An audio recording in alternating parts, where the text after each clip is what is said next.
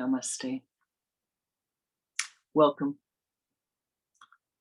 This meditation today, for those of you who do not know my name, I am Swami Pranananda. And the meditation today is offered, I'm speaking, but Swami Pranananda and myself are offering the meditation. It is our joint meditative energies that make this possible.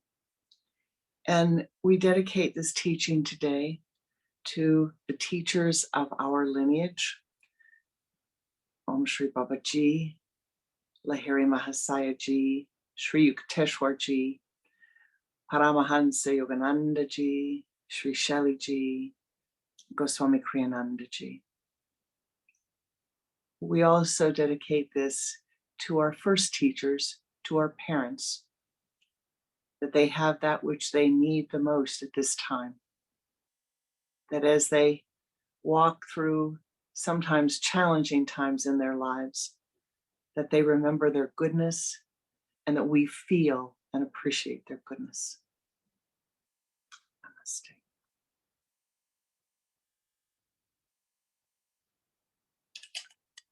These are the gurus of our lineage. You can see Babaji, Lahiri Mahasaya, Yukteswar Ji, Yogananda, Shelley, and Goswami Kriyananda. And this last little picture is for whoever the most recent carrier of the branch is, of their own branch of the lineage. Today we are on the far side of the full moon of Guru Purnima, the time when we offer our gratitude, our thanks, our appreciation to the Guru. You may say, well, who and what is the Guru and why would we do that? And so the Guru, it literally translated from the Sanskrit, means the Dispeller of Darkness. It is the soul or souls who help you to see clearly. Whatever it is that you're trying to see, it's the souls that help you to see clearly. In the English language, it's used very commonly to mean somebody who teaches you. And so perhaps that's a good way to look at this. Now, in the Eastern tradition, people seek to find a guru for the purpose of enlightenment. They seek to find a guru to understand the nature of life. But when you first come into this life, your first guru is Mama and Papa. It is through Mama and Papa that you learn to feed the body. Okay? Feed the body. As the Upanishads say, we must give this body food, and we must be able to assimilate that food, the food of life. You can't put a banana in front of the body and say, here, assimilate it, assimilate it. You must be able to take an action, do a kriya, to be able to get that food and to extract the prana from that food, the life energy from that food, which is that which we need in order to become vivified, in order to live with happiness, and in order to be able to turn inward and meditate and meditate and meditate and meditate. So, do you need a guru? I don't know. I needed someone to teach me to walk. Someone to be there, as I'm sure you did, when you stumbled the first time. Someone to cheer you on and say, oh, yes, okay. It's okay. You don't have to cry. You can get up and try it again. When my little great niece was learning to walk a few years ago, she's just turning 6 in a couple months, she'd fall down and then she'd look up and she'd say, you can do it, Layla.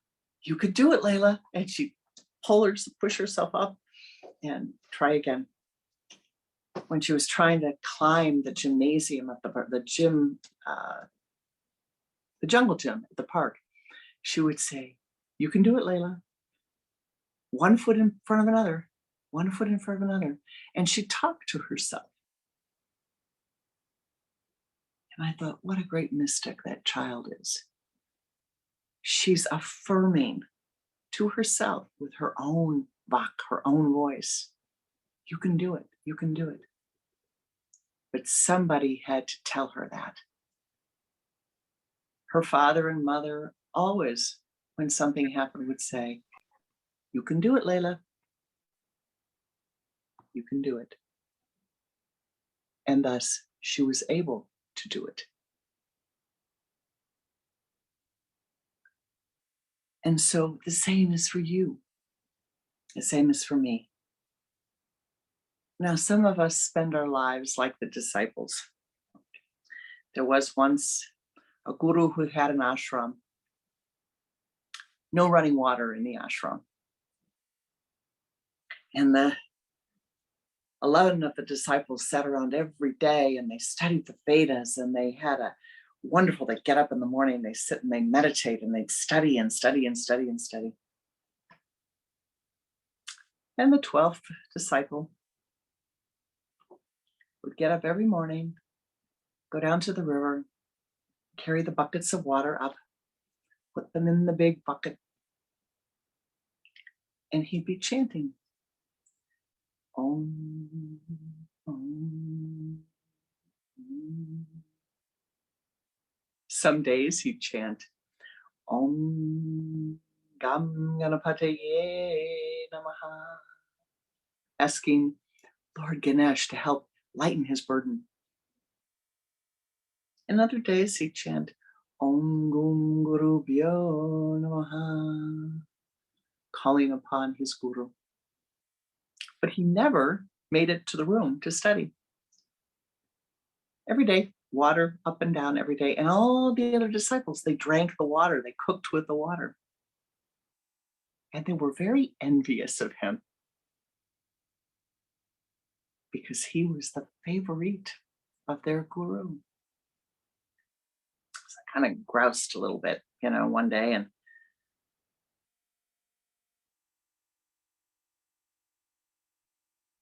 the guru said, no.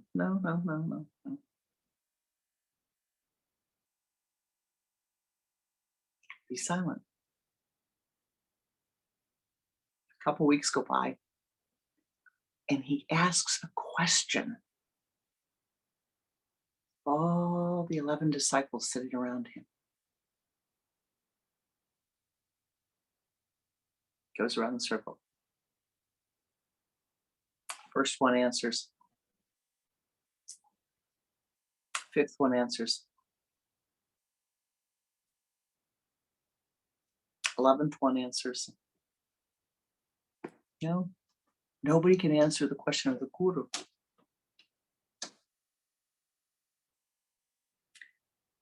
And the Aquarian water bearer comes with the buckets of water, chanting, comes to take the water, pours it out. Guru says, just a moment. Ah, Guruji, how nice to see you today. And he asks the water bearer the question. And the water bearer turns and gives him the answer. Oh, Guruji, thank you for asking. Yes, the enlightened soul is one with the laws of karma. Yes, the enlightened soul is one with the laws of karma. Yes. It's nice to take a rest. The enlightened soul is one with the laws of karma. The guru takes his thumb, puts it on the forehead of the disciple, and sends a blessing up to the sun center, to the crown center. And off the water bearer goes. Now, I hate to tell you this, but all of the other disciples were really a little unhappy. They were really grousing. They were jealous. They didn't understand. And one of them, who was forward, I guess, said, Guruji, why is the water bear your favorite? And how did he know the answer? Did you tell him this morning? Now, can you imagine saying that to your teacher? Did you tell him this morning? And the Guru says, you were sitting here taking all of the books in, all the books, you were studying and studying and studying, taking all the books in. But he was showing his devotion. Every day he brings up water that you are nourished by. Every day he brings up water that your food is cooked with. Every day he's chanting. He's chanting up the hill and down the hill and up the hill and down the hill and up the hill and down the hill. 12 times a day. And more on Saturdays when he's bringing water for you to wash with and to bathe with. And he's chanting.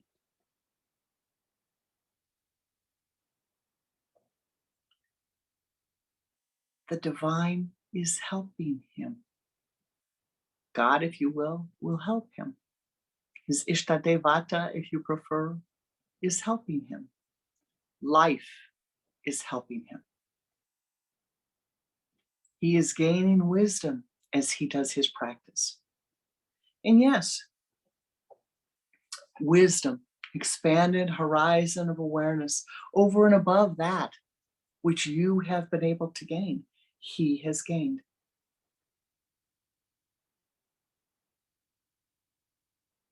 Now, I wish I could say that stopped all the grousing, but I am thinking it continued for a while until they all reached a point in their life that they realized, aha, with my studies, I must practice. With my studies, I must meditate. With my studies, I must chant the mantra.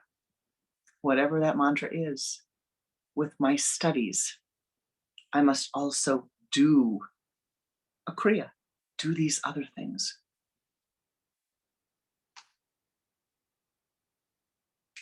Now, when a human baby is born, if you can remember back to the wonderful event of your birth,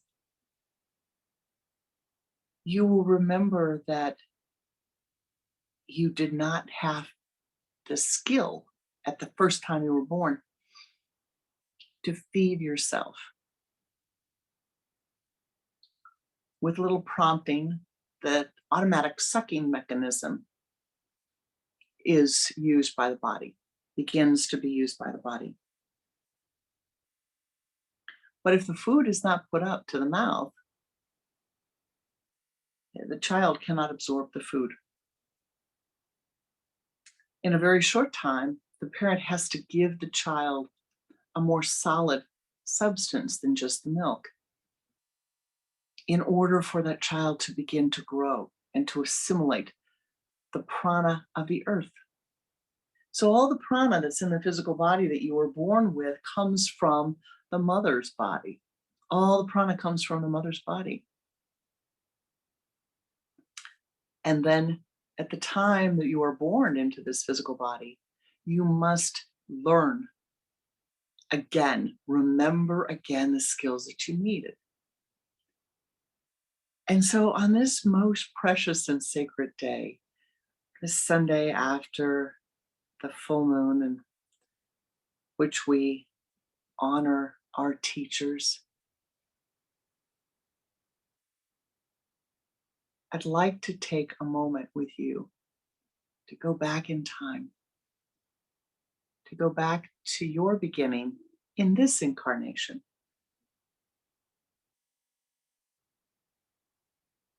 You know, you had to learn to walk. I said that before. You had to learn to eat.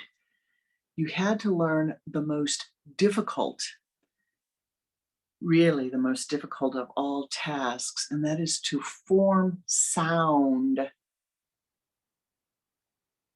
in a way that is going to convey what you're trying to convey to another being. You weren't born being able to say, bonjour, hola, hello. You had to learn. Buenos dias, buenas tardes, ciao. All those things you had to learn. You had to learn this great mystical practice, which is to take the air, the sound, and to form it into such a way that the consciousness associated with that form moves from here to the other. Had I not learned to do that, had you not learned to do that, we would not be here. I certainly would not have been able to understand my guru if I had not been able to do that. It is a great, great, great mystery of the life here. The birds have a language. The fish have a language. The whales have a song, a language. The dolphins have a song. The trees have a language. The humans have many languages that they speak, many different ways of using Bach. Who taught you first that concept? Who shared with you that concept? Back to my beloved great niece, Layla. She was about 9 years old and we had gone down to her parents' home to visit. And she was forming words. So I took a video of her and it was like, her mouth was off to the side. About a 2-minute video. And a little while later, Layla started crying. She was very upset about something. She started crying. And I was supposed to be the one taking care of her. And what can I do? It's great. It was an aha for me. I took the video, I turned on my camera and I played it back to her. And as soon as she heard her voice, she stopped crying and she looked. Finally, somebody understands what I'm trying to say. She could tell that baby, that person communicating that she could see. I don't think she knew that it was herself, but I do know that every time she heard that video, for several years afterwards, she'd stop crying. She could hear a language that none of the rest of us could hear. And she was comforted and soothed by that language. And she was interested in it, really interested in what that sound was trying to communicate to her. So who taught you the sacred mystery of sound? Before I met my guru, I had only studied English and French and Spanish.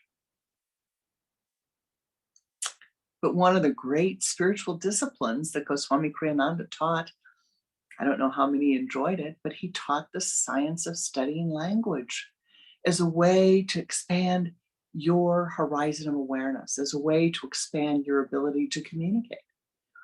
I have been blessed with part of his library. And, there's language books on Japanese, on Arabic, on Hebrew, on Hindi, of course, all of the Romance languages, Italian, Spanish,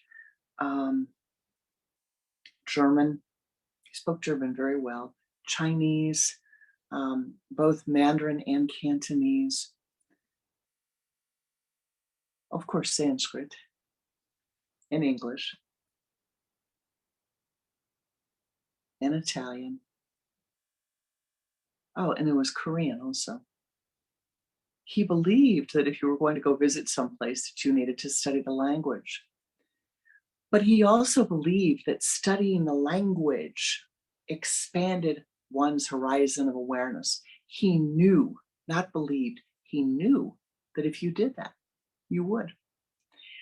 And so for years, I used the practice, and I would encourage you to do this. It's a very easy practice, but it shifts something in your consciousness.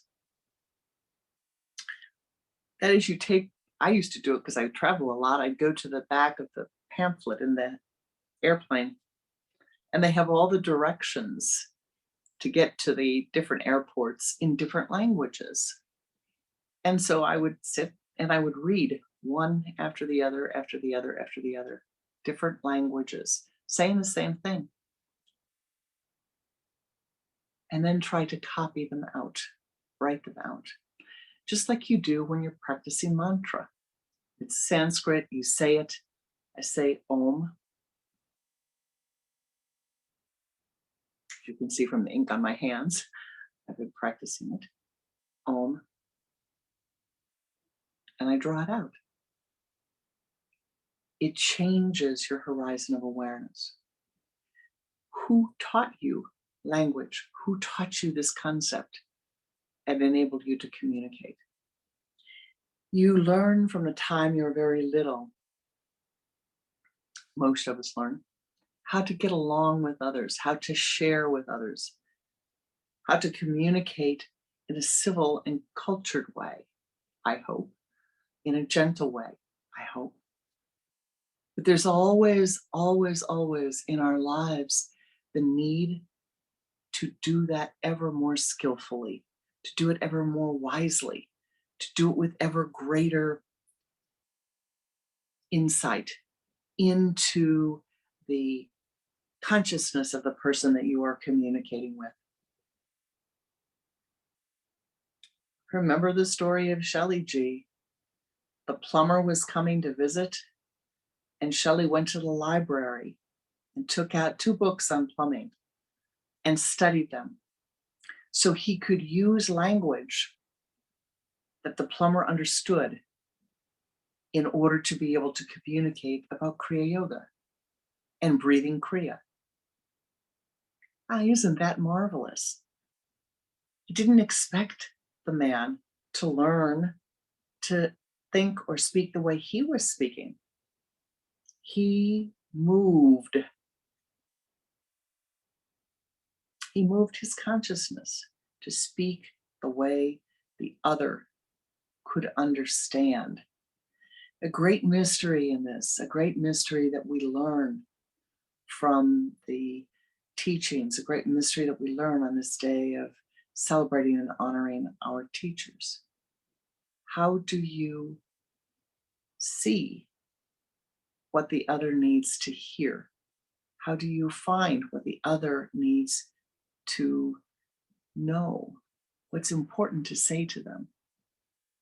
Rather than what the emotions of your mind are just jumping off and wanting to say. It requires meditation. It requires interning, deeper and deeper and deeper interning. But all along the way, you have teachers. You have all the teachers that taught you while you were in school, in your elementary school, in your secondary school, in your university, and then all through your life.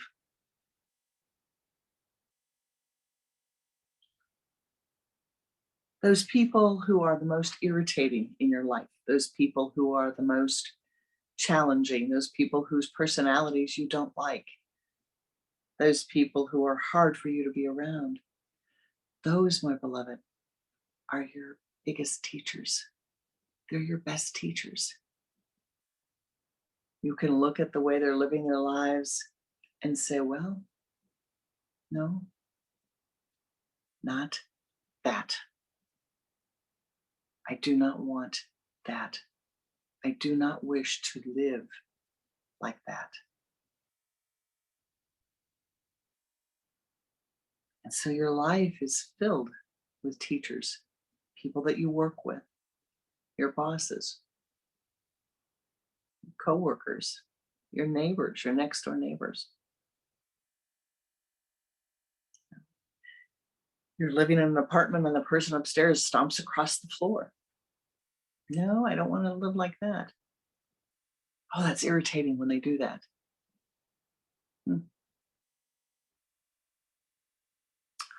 I could use it as sadhana. My mind does not need to be irritated by that sound. Every time I hear them stomping across the floor, I can send them shanti, shanti, shanti, shanti, shanti, shanti. Some blessing. Use the environment that you're in, the way that your life is unfolding at this time. Use it for yourself as discipline.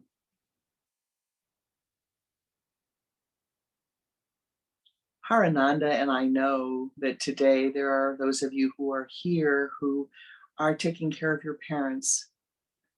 And we know that you're taking care of your parents, and some of it's very difficult. The diseases of the modern world are not easy to care for. And some of you are caring for parents who have the disease of Alzheimer's. Now, this is a great sadhana, great spiritual discipline to care for someone with that disease. Why? Well, I'll tell you. One of my beloved family members had the disease. One of Kriyanandaji's beloved family members had the disease. His beautiful mother-in-law, May, Mayanandaji's mother. And what do you learn? Well, you learn to reflect on the nature of your own mind. Because you say, well, here we are, oh man, I just said that to her 2 days ago, 2 minutes ago. She just asked that 2 minutes ago, and now she's asking it again and again and again. He's asking it again and again and again.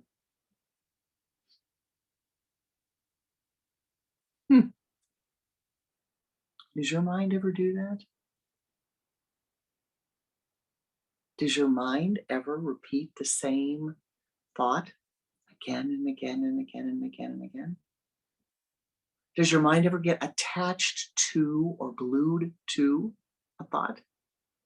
I am thinking it has. I am thinking you know exactly what that primary experience is about, that you know what it's like to have that experience, of having your mind attached to something.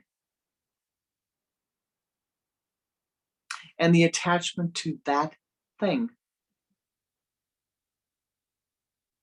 repeats itself again and again and again and again. What do you do? A person who has that disease, you start becoming, your mind may become angry with them, may become frustrated with them. Do you become angry with your own mind or frustrated with your own mind? Perhaps you do. And this is the reason that we have the great practice of neti, neti, neti. Repeating out loud, I am not this thought. I'm not the thought thinking this thought. I am not thought. For when we talk about the teachers, we're talking about everybody who enters your life. Everyone. The person who lets you go in front of them at the grocery store, who shows you what kindness is. You drop something on the floor, the person who picks it up to help you. We're talking about the person who offers any kind of kindness, smile, a welcome to you, or even the person who's not so kind and not so welcoming. They teach you, they bless you. They help you to see the nature of life, of who and what you are. And this is the value of honoring the teachers who come into our lives. Without them, if I were living on the earth by myself, what would I? How would I learn about the nature of life? What would I learn about the nature of life if there were no others here? Surely you know that with this body that you've incarnated into, that you would not have even made it past the first few days without others to help you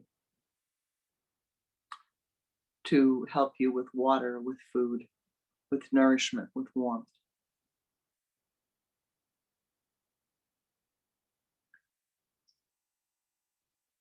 Now, traditionally in the East, the word guru, as I think I said earlier, means the dispeller of darkness. And in our tradition, we do have a living lineage, a lineage of guru, disciple, which really simply means that someone has found a teacher that they believe can help them beyond this incarnation. And in this incarnation, to help them to see what they're looking for spiritually, to unfold spiritually, to find what they need spiritually, to soften the personality, to put the ahamkara, the ego maker, aside, to let go of the I, me, mine, and look at life.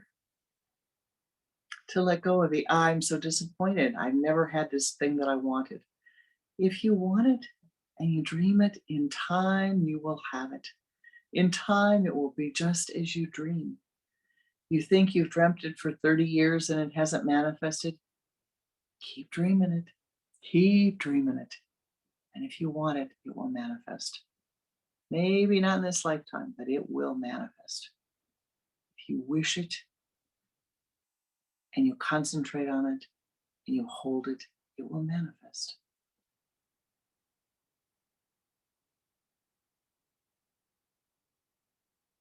And so truly, this lineage of Kriya Yoga, and there are a number of people with us today who are lineage holders, people who have been initiated by Goswami Kriyananda, who initiate disciples themselves. But forget the initiation of the discipleship. The most important thing they've done is they've practiced year after year after year after year, decade after decade after decade.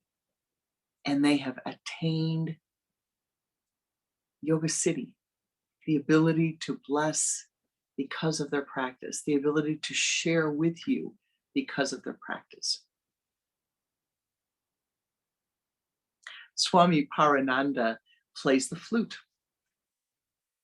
And I've noticed, I shouldn't say this to her, but I will. I've noticed over the years, her flute playing is really improving. Every time I hear her, her flute playing is better. Swami Mahashastrananda plays multiple instruments, but one of them is he plays the organ. The organ, that's not an easy instrument. And he has this harmonium that he plays. And I've noticed every time I hear him, he gets better. He gets better. I keep thinking, oh, he gets better. Now, I used to think that just kind of happened by osmosis. And then I stumbled upon them one day practicing before a meditation, and they're all rehearsing so that their music plays beautifully together. And I finally turned to recognize what my husband does. He's a musician. And every day now, he plays the piano, including Sundays. He practices. Every once in a while, a day off. But boy, he's improved. And so just like they play with the piano, just like you can practice with cooking, or watching the Olympics, you see the swimmers, gymnasts, the skateboarders. You have to practice. I have to practice turning inward. Because the guru is not external to you. The guru is within. The true guru is within. El Shaddai, the guru within you.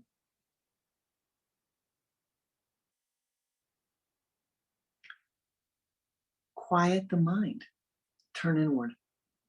It is helpful to have an external guru, at least for me it was, and I know for some of those with us today it was. It is still, whether he is here on the earth or not. It is very helpful when you fall, when you bang your head into a brick wall, when life's karma unfolds. It is helpful to have someone on the physical plane who can help you. You can say, well, here, let me give you a hand. Let me give you a lift up. And it is most helpful after they're no longer here to be able to say, help, and know that they too can help you at that time. But the true wisdom comes from within you. There is nothing but that which is within you. The true wisdom comes from within you. Quiet your mind, listen, hear. The helpers surround you. The guru within you will speak wisdom. But check it, double check it, triple check it, always check it. Making sure that it's not your ego that's speaking or the emotionality of the mind. And when you have done this, know that you have the wisdom for yourself. And now, before we go into meditation, I want to share one last story with you, because I always thought this was a very interesting. Kriyananda was living at the ashram with Shaliji. And one day Marjorie gets up in the morning and she says, no talking, no talking, eat in silence, everything is silence. Shelley has a special meditation.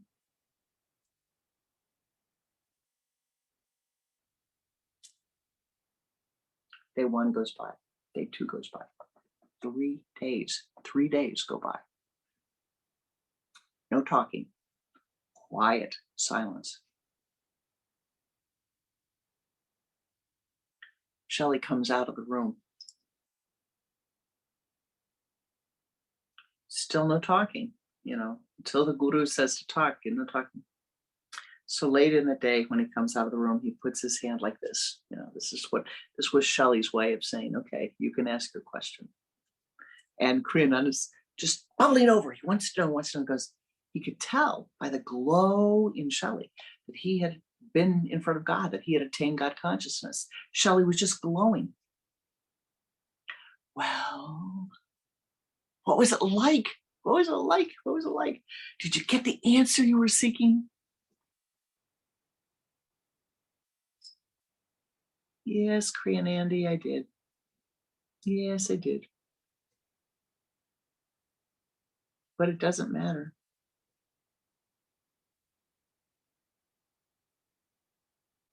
It doesn't matter. No. You see, it didn't suit my personality. And thus, it's not the wisest thing for me to do. It is not the wise course of action for me to take. Whoa.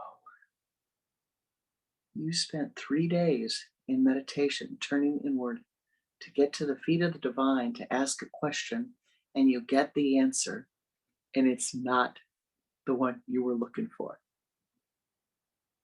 No, that's not what I said. I didn't say it wasn't the one I was looking for. I said it didn't suit my personality. Thus, it is not right for me.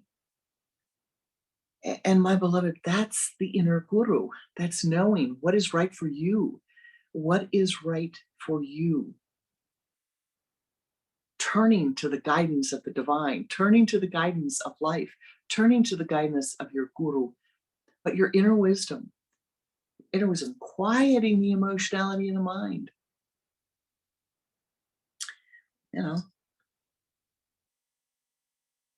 mom and dad made some unwise decisions in their life, and now you're having to deal with them. The unwise decisions, the decisions you think are unwise. Well, what's the karma there? I guess the karma is my reaction to what they did or didn't do. The karma is my reaction to saying, oh, I wish they had done it this way. It's just my preferences. Lay down your preferences. Attune to your wisdom. And if you see something like this and say, well, I would have done it differently, then do it differently so the next person doesn't have to experience what you had to experience. Do it differently.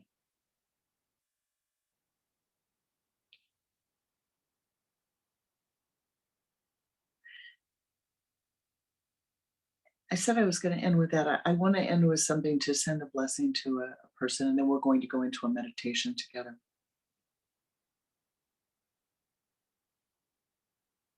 A very short while ago, I received a phone call from a woman whom I have a great deal of respect for. And she said, I think that it's very important to know one's personality, what one can do in this life and what you can't do. Her husband had recently transitioned, and it was in December of 2020 that he passed into his new life. But he had gone to the hospital for 2 days. And at the time that this happened, she was ill with the COVID virus, and he came home from the hospital. And he was still very sick. He checked himself out against the doctor's orders. And she said, after a day, he was home one day, she said, I'm sorry. You have to go back to the hospital. I can't care for you. I don't know how to care for you. I don't have the strength to care for you. It's going to kill me to care for you. I mean, he was very unhappy. But she said, I knew that with my personality, she said, I had done all kinds of other things for my family and in my life, but caring for the person individually, I had never done. And I could not at that time do this for the man that I loved the most. He went in the hospital, was there for 10 days, which shows you how very sick he was, that they kept him that long, or his body was sick. And then came home and about a week after getting out of the hospital, transitioned at home. I tell you that story because to me, it took an enormous amount of self-awareness on her part to say that, to say, I couldn't do it. It wasn't that she didn't love him. It wasn't that she just was able to say, I can't do this. And to speak it to him with love and kindness, but even more to tell another person, she wasn't embarrassed by it. She didn't feel that she had failed. She said, I just realized that that was not the thing that was wisest for me. You must know that which is wisest for you also. And so let us turn inward. And now finally, spend a few moments in meditation. Thank you for the blessing of your presence, for the blessing of your prana, for the blessing of your attention, your yoga city today. And again, this teaching from Swami Pranananda and myself is offered in honor of the lineage and of our parents and of all of those who have taught us through the years. Now, if you will shut your eyes or turn your attention to the altar, however you prefer. we will go into a meditation.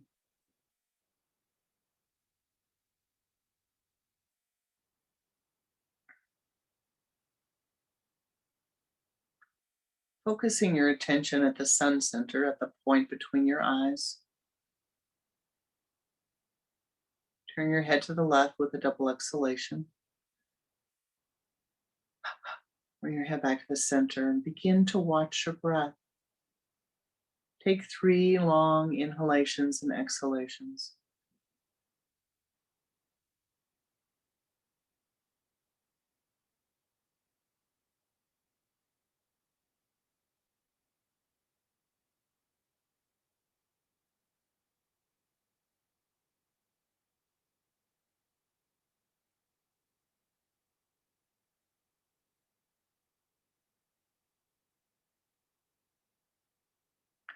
Use the sipping breath, sipping as through a straw, and pull the energy from the limbs of your body to the trunk of your body.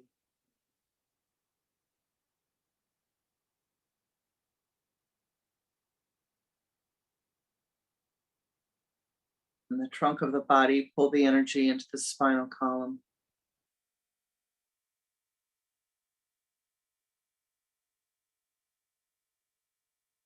From the base of the spine, pull the energy up to the sun center.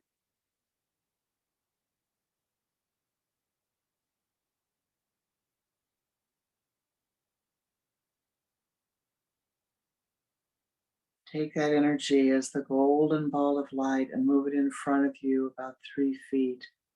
Sweep around to the left, behind you, to the right and in front of you. Encase your entire being in golden light. And do this 2 more times.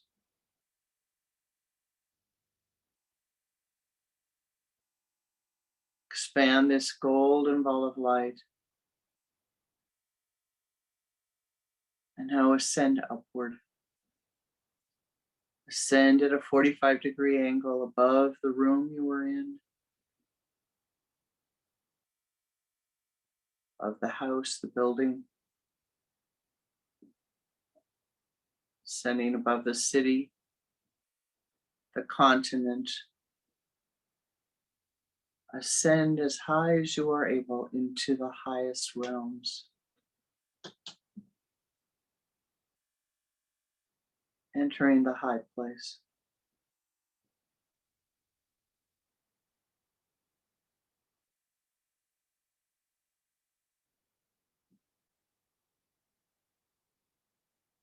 Finding yourself in the grove of the meditators in the high place.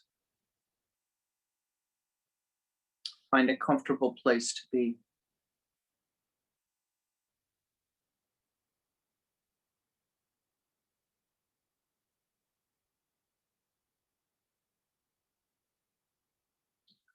In front of you is a large 3-dimensional movie, if you will. Moving camera of the memories of your life.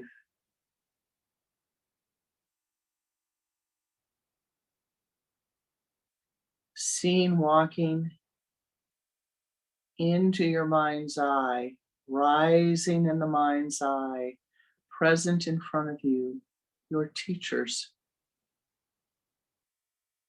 beginning from the time you were born. Person who taught you to eat,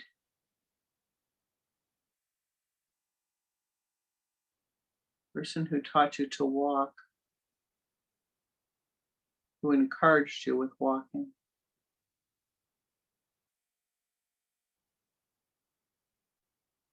to speak,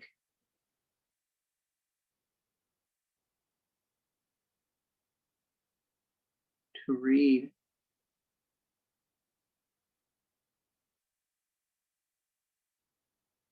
to write,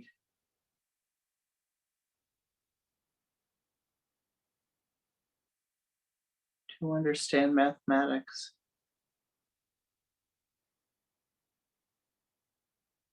to thread a needle,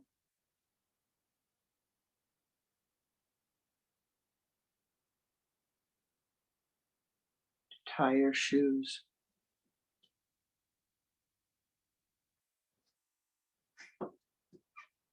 to button your shirts, to zip the zipper,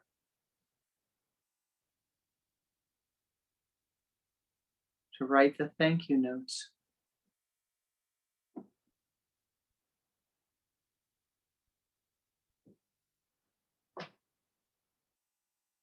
to cut the carrots,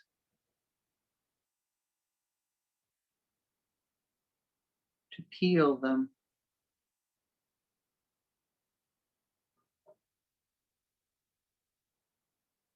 to set the table,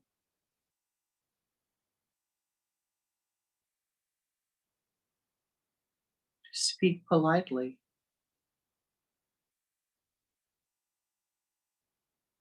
S'il vous plaît, merci beaucoup.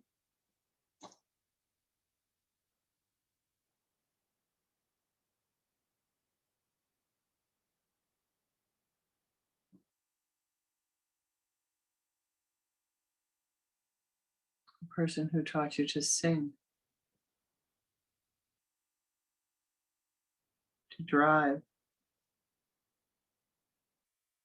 to take the transport, to practice yoga.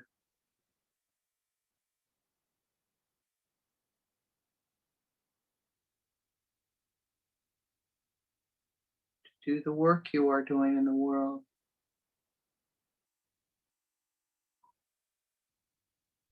Choose healthy groceries.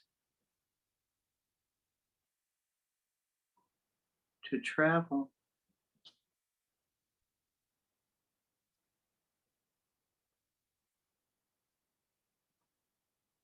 To make friends.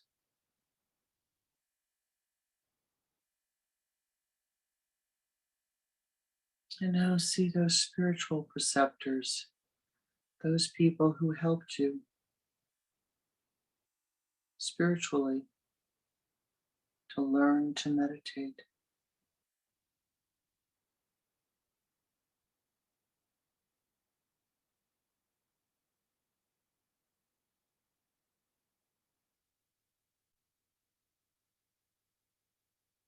In your mind's eye, see the forms, the images, the names, the light of all of these people who have been your teachers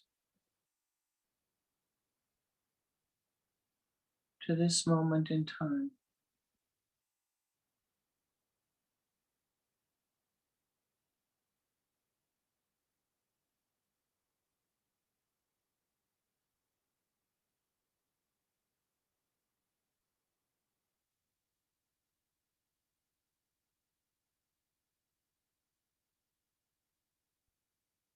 Hold them clearly in your mind's eye.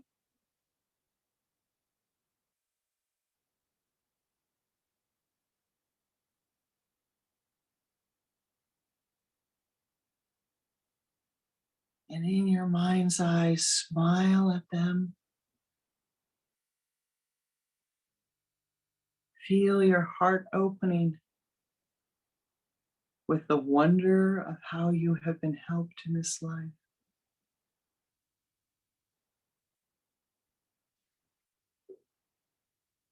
With the wonder of all of those who have given to you.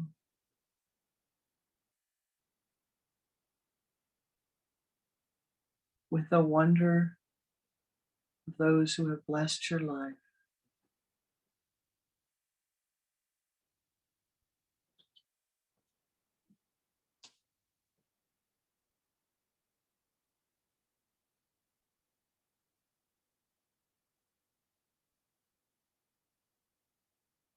Looking at them, feel the state of Okaka Samadhi coming into your being. This feeling state that because of you, I am well. Because of each of these souls, You are well because of each of these beings at this moment, at this very moment. You are well. At this moment, nothing more is needed.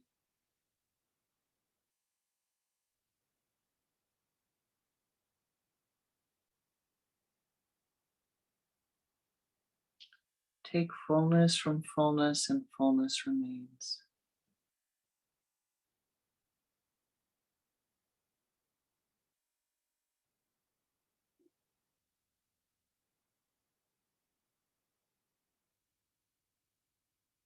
As the stream of your life flows into the river of goodness, may you know always that you are that goodness. May you feel the help, teachers who are coming to help you in all realms.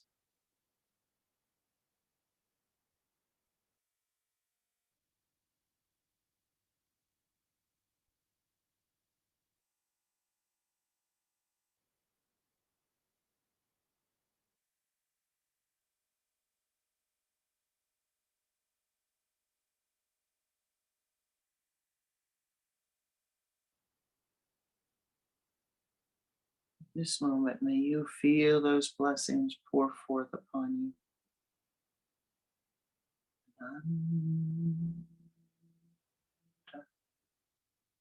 Ananda,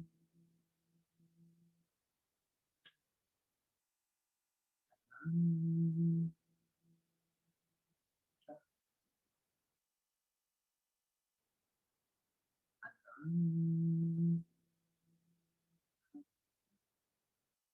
Ananda,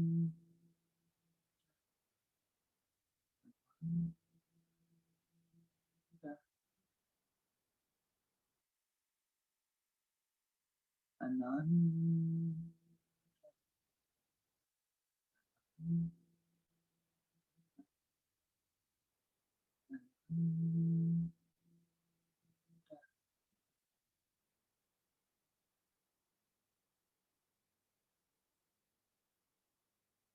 Be thou blessed, be thou blessed, be thou triply blessed. Become an ever greater blessing unto all of those who enter your aura. As you gain wisdom, as life teaches you, share with others as they wish. Communicate as they wish. Say only that which is right for them, and let go of your own biases and prejudices again and again and again and again, until the light shines so brightly within thee that they are no more.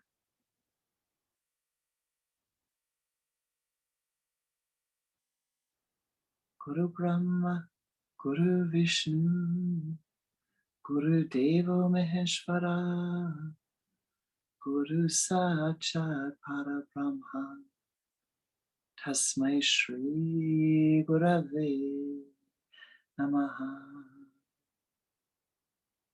Dhyanamulam Guru Murti, Pujamulam Guru Pada, Mantramulam Guru Vakyam, Mokshamulam Guru Kripa,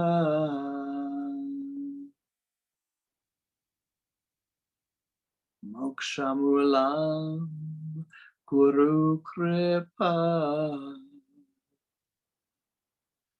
Mokshamulam Guru Kripa. Om Gum Guru Bhyo Namaha.